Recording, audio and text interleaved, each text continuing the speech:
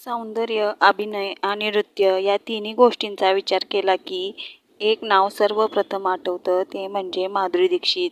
1, 2, 3 पासून धक धक करने लगा पर्यंत आणि हम आपके है कौन पासून आजपर्यंत करोडो चाहत्यांच्या हृदयावर राज्य करणारी ही अभिनेत्री आजही तितकीच लोकप्रिय आहे. पण तुम्हाला माहिती आहे का, माधुरी दीक्षित यांना सुरुवातीला अभिनेत्री व्हायचेच नव्हते. मग एका सामान्य मराठी कुटुंबातील मुलगी बॉलिवूडची सर्वात मोठी स्टार कशी बनली? चला जाणून घेऊया त्यांचा संपूर्ण जीवन प्रवास. नमस्कार, तुम्ही पाहत आहात अमरकथा. जर तुम्ही आमच्या चॅनलवर नवीन असाल तर अशाच कलाकारांच्या प्रेरणादायी कथा पाहण्यासाठी चॅनेलला सबस्क्राईब करा, बेल आयकॉन दाबा आणि व्हिडिओ शेवटपर्यंत नक्की पहा. माधुरी दीक्षित यांचा जन्म 15 मे 1967 रोजी मुंबई येथे झाला.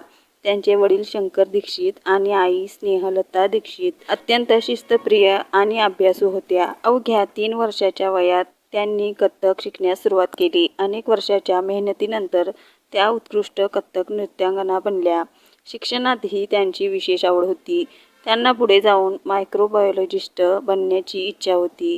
मात्र नियतीने त्यांच्यासाठी वेगळाच मार्ग निवडला होता. 1984 मध्ये अबोध या चित्रपटातून त्यांनी अभिनय क्षेत्रात पदार्पण केले. हा चित्रपट फारसा चालला नाही. त्यानंतरही अनेक चित्रपट आले पण यश मिळत नव्हते. अनेकांनी त्यांच्यावर टीका केली, मात्र त्यांनी हार मानली नाही. सतत मेहनत सुरू ठेवली.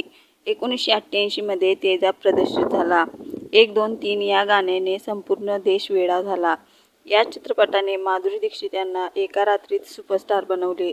यानंतर त्यांनी मागे वळून पाहिले नाही. दिल बेटा साजन, खलनायक, अंजाम, दिल तो पागल है, राजा, हम आपके है कौन यासारख्या सुपरहिट चित्रपटांनी त्यांना सर्वोच्च स्थान मिळवून दिले. धक धक करने लगा या गाण्यानंतर त्यांना धक धक गर्ल म्हणून ओळख मिळाली. त्यांच्या अभिनयाबरोबरच नृत्याचीही सर्वत्र प्रशंसा झाली.